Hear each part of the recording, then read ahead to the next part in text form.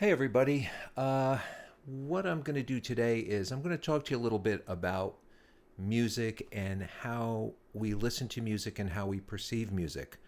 Don't turn the channel yet. Don't change the channel. I think you're going to find this interesting. Hopefully, you will. Whether you're a musician or just a music lover, I think you're going to find this interesting. So, what is it about music? I listen to music on this channel that people recommend, and an interesting thing happens when we watch someone else experiencing the music for the first time. You hear it as if it's your first time hearing it. And this is a phenomenon that I'm really familiar with. Um, when I was a teenager and I started writing songs, I'd come up with a song that I'd think, "Wow, this is great. This one could do it. This could be it."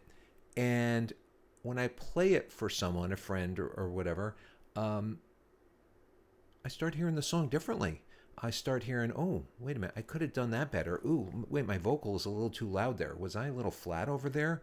Um, all of a sudden, I'm hearing it a lot differently. And I found that it was an interesting phenomenon and one that I would routinely take advantage of because just when I thought I was doing something great, I'd play it for somebody else and I'd realize, oh, maybe I need a few tweaks here and there. So, interesting phenomenon how we listen to music and how it has such an emotional impact on us. Um, you can be listening to a piece of music and your buddy tells you, they don't like it. And it's funny, when people don't like a piece of music, they are not squeamish about telling you so. And it's a just a very very emotional connection we have to that music. What is it? What is going on? I mean, music, you can take a note and it can have a certain sound, and you could just find that sound to be pleasant. You can add other notes to it, and all of a sudden, you're starting to get this emotional feeling from the music. There's just so many ways to experience music. So one of the things I'm going to talk about here is a book, and this book really concerns itself with three different ways that people listen to music. I'm going to not tell you what the book is yet and who the author is. I'll tell you in a couple minutes. The first way that this author says that people listen to music, and he calls them planes. You have the first plane, the second plane, and the third plane. And the first plane of listening to music is called the sensual plane. In other words, it's just something that's affecting your senses. So, an example of listening to music on a sensual plane would be you just like the sound that you're hearing. Think wind chimes. You listen to them and you go, wow, I like that. Think of the sound of rain falling. Think of the sound of the shore, the ocean, or something like that. And you can listen to music the same way and just listen to it and go, oh, I like the sound of that. Well, let me give you an example. I hate loading up the dishwasher.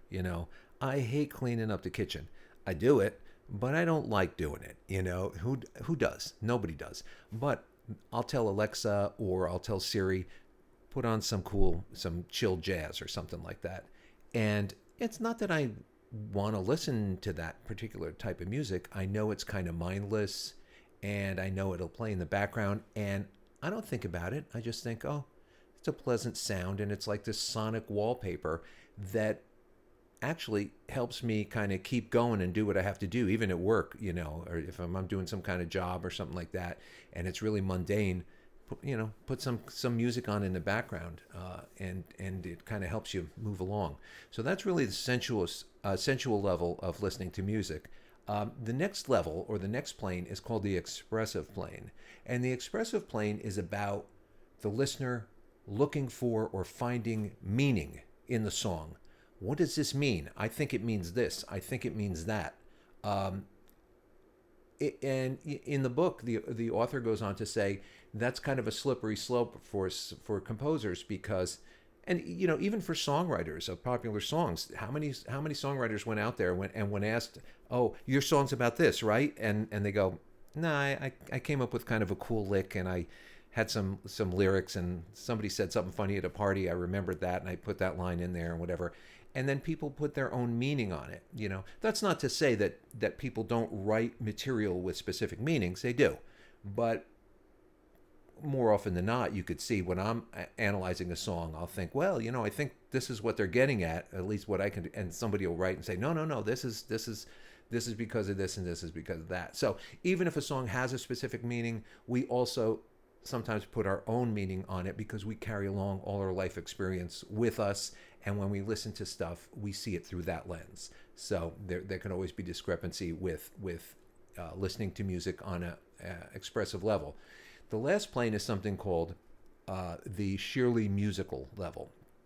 And sometimes a lot of these reactions, I tell you that I'm listening to the nuts and bolts of the song. I'm listening to the choice of the chord progressions. I'm getting a kick out of the mind of the composer, like how he hooked things together, because I know that language, and it's like a puzzle, and it's very, very interesting how it all fits together and how someone attacks a certain problem.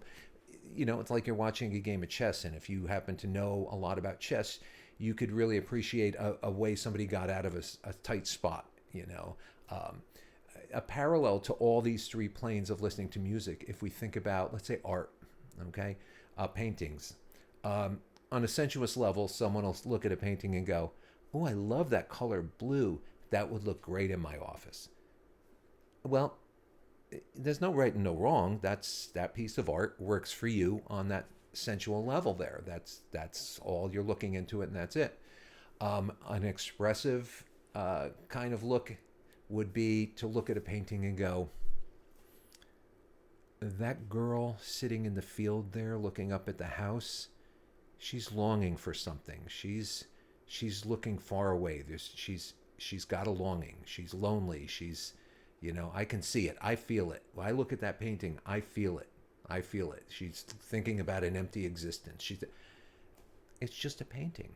It's just a painting, but it had an effect on you where you looked into it and said, I got some meaning out of this. And again, it's a personal thing. Somebody may look at it and think something else. The artist may say, she was the model I had that day, and this was the only place I could paint the painting. Who knows? Or maybe he had a specific meaning, and it could have been something completely different. But that's an expressive way of looking at art. And then the sheerly musical would be someone looking at a painting and going, and experiencing it in the other two ways as well, saying, oh, I like those colors, and oh, I think that means this, but also looking at it at a higher plane and going, look at how he used those brush strokes there. That's an interesting technique.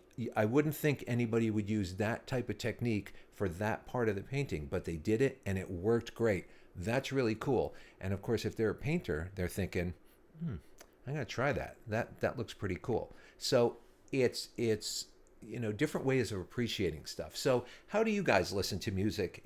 Give it a thought. And if you're interested, the book that I'm talking about is What to Listen for in Music.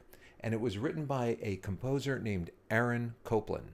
And Erol Copland is no longer with us, but he was a composer in the early 20th century.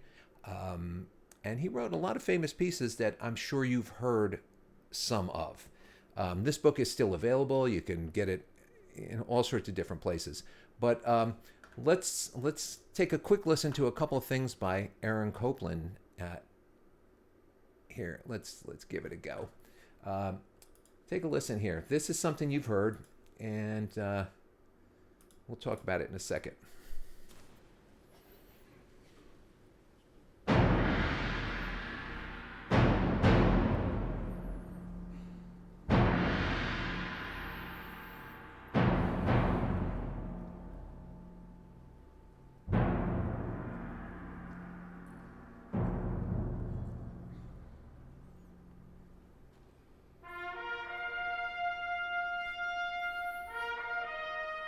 This is called Fanfare for the Common Man.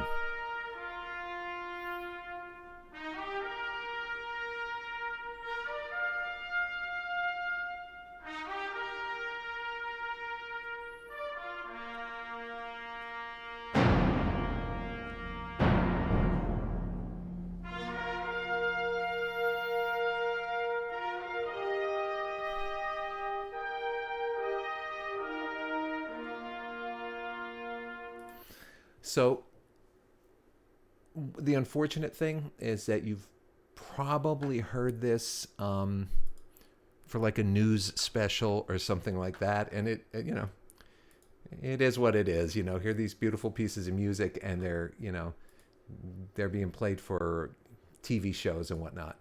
Aaron Copland, among other things, wrote a ballet and used a lot of American themes. And he wrote this ballet called Rodeo, and this is the last dance scene in the ballet, and it's something called Hoedown. You've heard this before.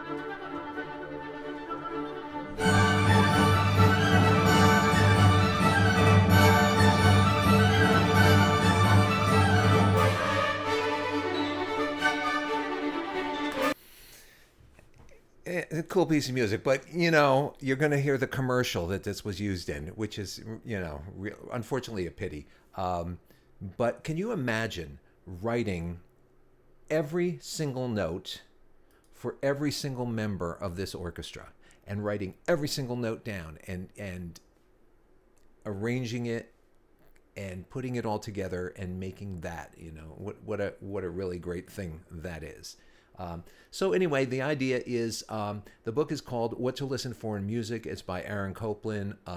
What I gave you was excerpts out of chapter 2, which just talks about the different ways of listening to music.